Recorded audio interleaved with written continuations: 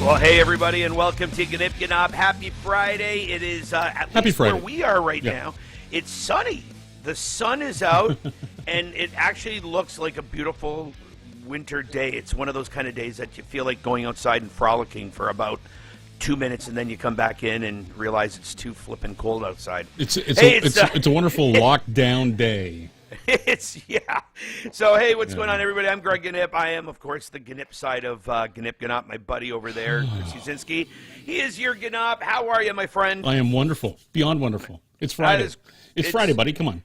It is. And I think, really quick story. So I've been having to deal with trying to find a car because the insurance company that I belong to surprised me all of a sudden, said, listen, we're going to give you 5 weeks to find a car. Go.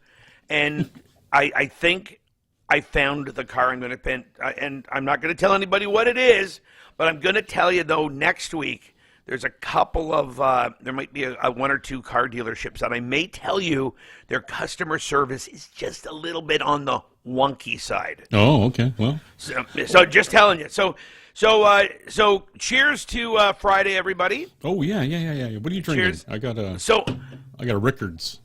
Okay, so in honor of our guest today, yes. I went with just specifically I ground up some Hawaiian coffee. I ordered some coffee from the Kauai Coffee Estates, my favorite coffee in the world.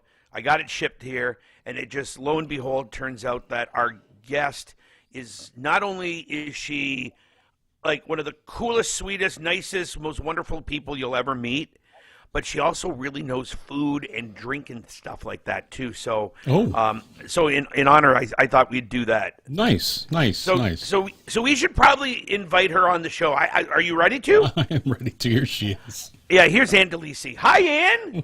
Hi, everybody.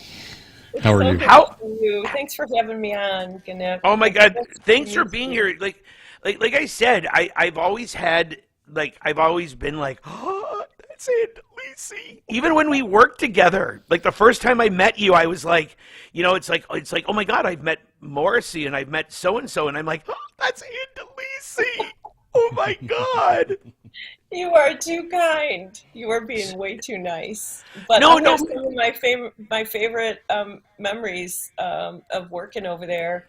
I met so many cool people when I worked in Canada, and being in those studios with 89X across the way was just such an honor, and it was so exciting for me. And it was the first big, change I made in my career. I'd been at WDET for almost 13 years, I think it was, before I went over to the river, and it was just, everything about it was really exciting, and certainly getting to know the 89X family, if you will, including yourself, of course, was really a lot of fun for me. And you know what I always tell, and I always say this, the 89X family, and even the river, and the river too, I said it was always like these, because we also had AM 800, the news station, and they'd kind of look at us and just be like, who are they? They're weird. Oh yeah. Right? Yeah. Because I remember, I think one of the first times going to the back door, and I can't remember who the news reporter was, and she was putting her a recorder in the bag. I show up with like bright yellow hair, tattoos, a ripped up t-shirt and ripped up jeans, and she's like, kind of like, do you belong here? I'm like, yeah, I think so. I think this is the 89X Studios. And she's, and I felt like I was going to have to show ID. It's like, honestly, I'm on at 3 p.m. I'm filling in for Vince Canova. It was like, because I was the overnight guy, so nobody ever saw me. So it was awesome. Did you like doing overnights? I love doing overnights because at the time, this is when radio was a little bit more free. The program director at the time said you have to play the A's because that was your most current song that was getting the highest rotation. You had to play the B's. You played the B's. And you had to play the C, the Canadian content, even though it didn't really count, but we still wanted to play it throughout the day. Right. And then they said every other song is a suggestion. So it was like, That's cool. I had to play like 6 songs an hour, and 6 or 7 songs for the rest of the time was completely whatever I wanted to play. So I would bring in my own stuff. I got to, bust out. I got to play Pearl Jam's Alive at like 3 in the morning because I had somebody sent me the disc. It was like, that was the big release date for 89X. We played it at 3 in the morning or something, But it was fun. But you know what? And I'm going to say this: I hope I patterned some of my ideas off of listening to shows like you and radio hosts like you, who didn't want to just play the same stuff. Or if you did play an artist that everybody knew, you'd also find like that version that they recorded in Lithuania on a tour, behind a school bus. And it was always like, oh my God, it was like a music education. It was. I mean, the excitement of 89X when it launched, there was nothing like it in the market, and for all intents and purposes, Detroit was 89X's big market. And it was exciting to hear a commercial station take such chances and be so adventurous at that time. I had been at WDET. That the premise of that station was to be adventurous for decades. The station had done that for so long, but to hear a commercial radio station commit to that at that time was really exciting to watch. And so I listened.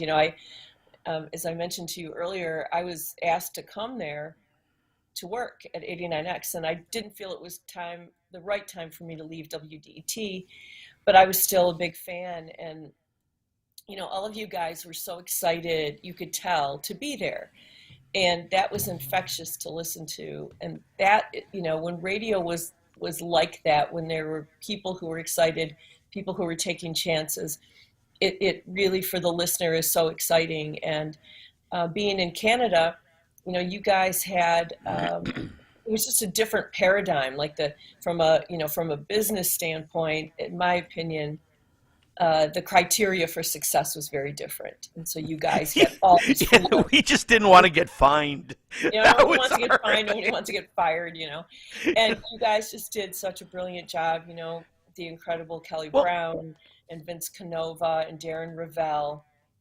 Oh yeah, I mean, you can probably list a lot of the great names. It was crazy fun. Now, but so here's the thing: when I listen to your show, okay, because and I'm going to go back. Okay, when I used to do the old radio, when I used to be able to bring in my own stuff, it would take me a little while to think about what I was going to do. But your show is so intense with music and interviews and history. How long does it take you to put together a show? I've always wanted to ask you that. It depends. So I do a lot of tributes and honoring people. And honestly, when I started doing Essential Music back in 2009, I didn't know what the show was going to be. I knew it was going to be, an adventurous show, but what it's turned into in a lot of ways, I certainly like to look forward, but a lot of it is looking back at, who created rock and roll. We got to live in a very cool time in music history. Rock and roll started in the late 50s for all intents and purposes, and we got to watch everybody who created it play out their careers in front of us. And now some of them are passing away, and it happens more and more. So I end up doing an awful lot of tributes. For instance, last year I did a tribute to Dolly Parton, who turned 75 a year ago, January. That tribute took me probably 35 hours to produce. So I don't have a researcher. I don't have a team of people. So I research, I edit, I record, I write the script, I do all that stuff. I did an hour-long tribute to Bob Dylan. That took a good 35 or 40 hours. And that one was really painful because what do you put in and what do you leave out when it comes to Bob Dylan? And so I have to figure out an approach, especially with those iconic artists. And then there are times when it isn't quite so intense, and it still takes me hours to, research and think about what I'm going to play and how it's going to fit together. And, I always think about the listeners. I think about them every single day. I think about the people that listen to essential music. I think about them every day. And they are why I show up. And my goal is to make it compelling. And, working at a public station, I have the added pressure of, yeah, I need to get them to listen. Then I need to ask them to pay for it twice a year. So there's it's like, that's a whole nother thing. Yeah. It's like, yeah, I'm really glad you're listening. Oh, can you put it on your credit card? Well, I'm begging for money from people I can't see for so much of my life. It's ridiculous, Well, and it's got to be tough because especially when you're doing somebody, Bob Dylan or like you said, Dolly Parton and anybody, with such a crazy long history, because you've got to dive into some of the really lesser known stuff because, I mean, people know the basics and things like that, but like you said, it's like, what do you, so how do you kind of judge what you're going to use as fact or, as part of the script? I did a piece when Born to Run turned 45 years old, Bruce Springsteen's, signature album, if you will. And my goal with that is to challenge a Bruce Springsteen fan. And I found stuff that like the fans wrote to me and said, I had no idea. I've been listening to that album for, over 40 years. And so I try to think about what's going to be compelling. What might you not have heard of from that person? What do you not know about them? Especially when we've been following some of these careers for a long time. And so that's kind of what I think about, like, oh, what might be some information that the Bruce Springsteen fan might not know about this album. Those get, when I plan those things, I have the luxury of time. But if somebody passes, like when Prince died, and when David Bowie died, within 4 months of each other, we kind of forget that in January, 5 years ago this month, David Bowie died. And then 4 months later, Prince died. And with both of them, they died in the middle of the week. And I had to be on the air on Saturday. So I had to put together tributes to them. It's all I did, for the next 2 or 3 days was put together a tribute to them. And with those shows, you have one chance to get it right. You don't get a mulligan on paying tribute to somebody who passed away. And I take it very seriously. And so those were all nighters, it's kind of like all I did. And both of them were really difficult because I was just a fan of them and nobody saw those coming though with those two guys. I mean, David Bowie artfully kept his illness very, very quiet. Yeah. Nobody knew he had cancer. And with Prince, that was so sudden. Nobody saw that coming. And so those were hard to do, emotionally, as a fan. I was profoundly sad, because, there's certain people like you. I thought I did say this on the air when I did the Prince tribute. I said, it didn't matter if Prince ever did another album. It just felt good to know he was walking around in the world somewhere.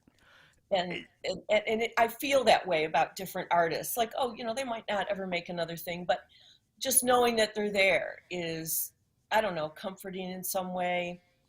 When you start to think about the fact that these folks are not walking around in the world, it just changes everything. But they deserve to be honored. And I did the same with Bill Withers and John Prine and countless other people that have passed away. And that became a part of the show that I never had intended on focusing on. But then these profoundly talented and influential artists started to pass away. And it became important to me whenever I could to be able to do a proper tribute to them. Well, and the one thing that I've always appreciated you from, WDET days to the River, back to WDET. I said when you tell a story or you talk about somebody, you always make it feel kind of personal. Like you always have the ability to make. You're not just sharing the information. This is something that's kind of, especially when it's a story, you can tell that it comes from your heart. And I said that, that's the one thing that I've always appreciated about you is that you're you as a storyteller, it's a very personal storytelling. Mhm. So it's and so when you say about talking about these tributes and things like that, you can tell you know that you're it's part of your life, and Mhm. we get to share it with you, and that's a tough thing to do. It it can be, but I have never treated the audience that I talk to like I have never talked down to them. And so to me, it's always been important for it's more about oh my gosh, I want to share this with you, not oh okay class, now you're going to listen to what I have to say and I'm going to tell you how it is. Um, I make no assumptions that I know more than anybody else. I listen to information from listeners all the time, but it is about telling a really good story and doing justice to the subject. And sometimes it's my own story, but I don't tell a lot of my own stories because at the end of the day, it's really not about me. I am simply the glue that holds together a show. And I just want people to know more about music and these artists than they did maybe that, or then, than they did the day before, then the next day they know more about music and artists and how they made their music. And so for me, I still get excited to be able to share things with people that listen to what I do. And I told my boss, repeatedly, I said, I worked in commercial radio. I worked at the classical station, WRCJ, another public station. I Hmm. worked at, 96.3. I worked at the River. Um, I know how the other half lives. I know what it's like to have things more structured. I have been given the biggest gift working at WDET to be able to explore, to take chances, to take risks. They allow me to do that. I said, I am the most grateful employee you have because I understand what a big deal it is to allow me to do that. And that being said, I'm not irresponsible with that freedom either. Like I try to make the most of that freedom that I have.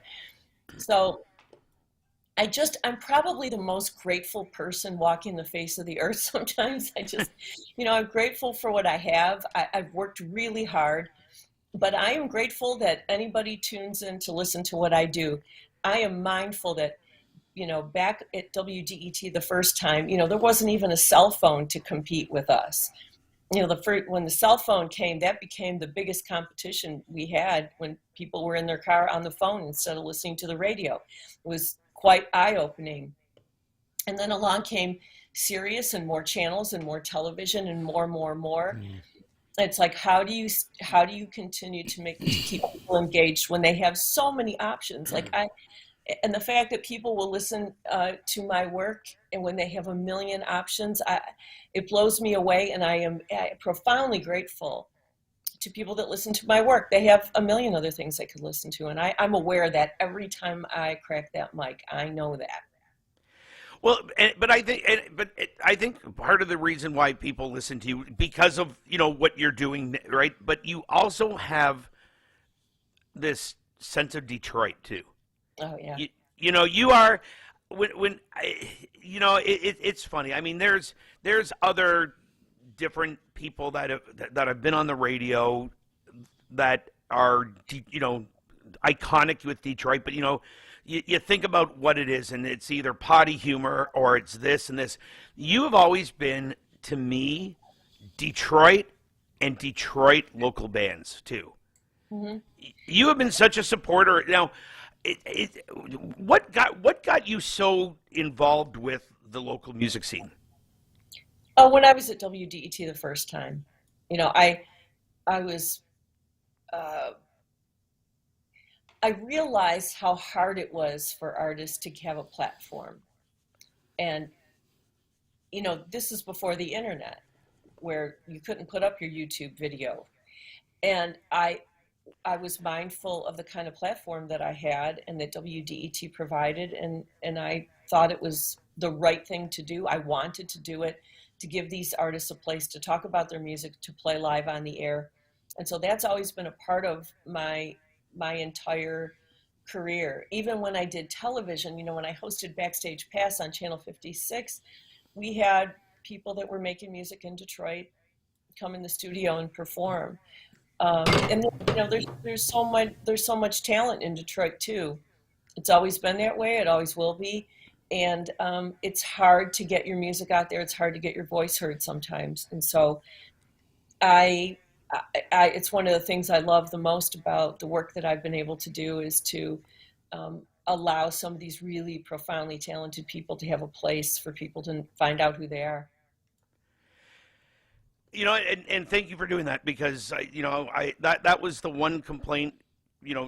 Basically my whole career has always been in commercial radio, and people would say, how come you don't play local bands, and sadly I'd have to say advertising. I always felt like I was like kind of letting the community down a bit, because like you said, especially Detroit and Windsor, there's like every night of the week you can go see a band play that that could be on stage at the Fox Theater. Mm-hmm. Yeah, absolutely. But that wasn't your fault. You worked in a place where there were rules, and that's not. I know the folks from 89X. I know all of them would have wanted to play things that they thought were worthy of the airwaves or that they were passionate about. And it's just not how it works. It just doesn't work that way. And it's, you shouldn't have to apologize for something you don't have any control over. Certainly not then, but it was a criticism that could go all across, every commercial station at some point. Why not make room for the music being made in the community in which you serve? You're serving this community. There's this local music out there. And we shouldn't overlook the fact that Kelly Brown did the Homeboy show, and she did it brilliantly for a long time. And she was passionate about playing, music from artists who were in Detroit. And I adore her. I have utmost respect for Kelly Brown, and she's a pal of mine. And I used to listen to the Homeboy show. I used to learn about, bands I didn't know about from listening to her. So 89X did at least make a space for, these artists. And that was really, I thought, at least they made the effort to do it. Not every radio station made that effort, and 89X did do that, so we shouldn't overlook that. That's for sure. No, you're right. It's I am yes, because I remember working with Kelly, and I'd be like, okay, where are you going tonight? And she'd be like, Paychecks, and then I have to go to Lily's, and then there's a band playing in the Shelter, and I'm like, tonight? And she's like, oh yeah. I'm like, she would do it all. It was amazing. She was so dedicated. My gosh. And she was like the perfect person to do it. She is the sweetest person, and everybody just loved her, and she was passionate about it. And that's what it takes. That passion is really infectious. It's like, that is, and people believe it, and Detroiters and people who have been part of the Detroit market, they get it. They can hear it. Detroiters know when they're somebody sincere or they're not. And it's just the way it is, and I was well aware of that. And that, I think, is part of the reason why people might want to listen to me, is they know that I mean it. I'm not going to say a bunch of stuff I don't mean. And if I don't have something nice to say, I typically don't say anything, and so and there's enough negativity out there to go around. I don't certainly have to add to that. I have a lot of personal opinions about a lot of things, but I don't have to share that with the world. Yeah, we'll save those for another show. How's that? What somebody said to me once, they're like, what, Ann, nobody wants to hear you be mad. Like, nobody wants to hear you be upset with anybody. Nobody wants to hear you be mad. Nobody wants to hear you be critical. I will be, but not too often. So now you are you're also podcasting now. Yeah, there's a series of I did a lot of interviews tons of them that were long and involved. And we did a podcast series that's now ended, but it's still up on WDET.org. It's called Essential Conversations. And in there were just, I interviewed, the Obama White House photographer, Pete Souza. I interviewed, one of my favorite interviews was with Susan Rogers. And Susan Rogers was Prince's audio engineer for 5 years, before, during, and after Purple Rain. So she spent every day with him for 5 years. And she's now a professor at the Berklee College of Music. And I thought to myself, you know what, I just want to talk to her. And I literally just found her email address online, and I sent her an email on a Sunday night saying, I would love for you to come to Detroit. I would love to interview you in front of an audience. And I really, I hit send, and I thought, oh, this is going to be one of 5 unreturned emails that I'm going to send to this woman begging her, to come to Detroit and talk to me about Prince. Literally the next morning, I get an email from her, and she's like, yeah, I'll come to Detroit and talk to you about Prince. And so she came in, we did it at Willis Show Bar, and it was a fascinating conversation. She's brilliant too. I mean, just a brilliant, kind woman, and answered, every possible question we had about Prince. So that, that conversation is up there. Don Was, brilliant producer and president of Blue Note Records, who I host a show with now. Don was, I guess it was maybe 2 years now. He and I were having dinner before the Concert of Colors, because I work with him on that. And during dinner, he says to me, okay, let's be mindful. He produces the Stones and, Bob Dylan and countless other very talented people. And he said, I think your job is really cool. And I was like, really? I think you win on who's got the cooler job, but okay. And he used to listen to WDET, back in the late 60s, 70s. And he thought it would be cool to be on the same time that Bud Spangler hosted Jazz Today. And so, nice. Long story short, I remembered it, and I put that in my back pocket, and I was like, okay. And then, fast forward a couple of months, my boss says to me, we might want to do something on Friday night, have a rotating, group of people come in and host these shows. And I said, you know what, you should call Don Was. He said, he'll probably want to do a 10-week series, or, every once a month for a year or something like that. I go, he's too busy, so he won't do much, but I bet he would do something. He's interested. And so I texted him before he had that conversation. I said, hey, whatever you do, let me edit it for you. I'm an editor. I can edit your stuff. I don't need any credit. You send me the tracks, I'll put the whole thing together, blah, blah, blah. So, I don't know, 6 weeks goes by, and my boss calls me. She goes, well, I talked to Don Was. I was like, oh, great. When's he going to get started? And she goes, well, there's a couple things. She goes, he wants to be on every week, and he wants you to be his producer and co-host. And I said, wow. I said, are you sure you got that right? And so we started last April 16th was the inaugural show. And it has been one of the biggest joys of my career. We're really good friends, and we have such mutual respect for each other. But he is a gifted storyteller and absolutely hilarious. I would tell somebody to go listen to his show before my show in a heartbeat. The stories that he has from, growing up in Detroit, but then working with all of these incredible people. And I just laughed the whole time. I mean, some of them are so crazy, the stories he has to tell.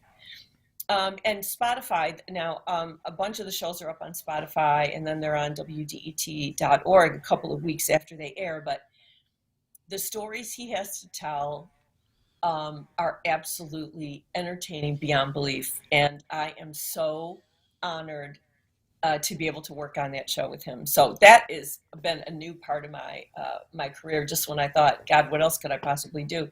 Along comes the show with Don Was. So, I love to interview people. I want to know, and it doesn't matter if you're a dancer or, if you're making food. I love to find out what makes a creative spirit tick. When it's one thing to be creative, like in a hobby, it's another thing to say my life, my source of income, my focus of my whole life is going to depend on my creativity. That's a different paradigm altogether. And I get very curious about how that creative people work, how their mind works. And Sure. so that's why Essential Conversations, I loved it so much. I mean, I just did nothing but interview people, long form interviews. And then Essential Cooking is an ongoing podcast that I do with Chef James Regato, James Beard nominee, Top Chef contestant, absolutely brilliant chef. And he and I became friends a few years ago, and we do this podcast now. So, I'm kind of out there in these different configurations, but, being live on the radio is, one of the best things ever. And so I get to do that too. So like I said, I'm really grateful. I'm lucky. I am so lucky. I was in the right place at the right time, and I just worked really hard. I didn't have a God-given voice to do radio. I didn't have any natural aptitude, I don't think, for anything that I do. All I did was work really, really hard, and I seized every opportunity at the right time, and I was lucky, and I'm grateful for that. You know what? That's well. You know what? I have to be honest. You're pretty damn talented. So you got to throw some talent in there too. I got enough to get me by for sure. Well, listen, Ann Delisi, thank you so much for being on Gnyp Gnop. We're hitting the end of the show here, but I could talk to you for hours and hours. So I think so when this whole border thing opens, I'm going to bring Chris with me. We're going to get Rachel Lutz from, of course, the Peacock Room and Frida great. And everything, and we're all going to get together and we're going to go and eat and drink too much. I would love it. Thank you. I'm really honored to be your guest. Thank you so much, you guys. And if anybody can't tell, I love Ann. He's selling bumper stickers. Ann, thank you for everything. Oh, it's my pleasure. You guys have a good weekend. Stay warm. Yeah, You thanks. too. You too. Bye. Ann Delisi. Wow. Wow. She's so amazing. Absolutely. Did I mention that I really like her? Yeah, you did.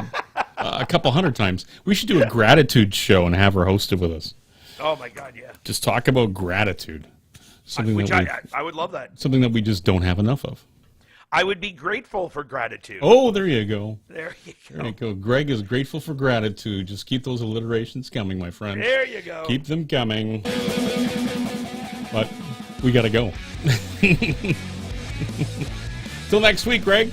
All right, my friend. Love you, buddy. All the best, eh? Love you too.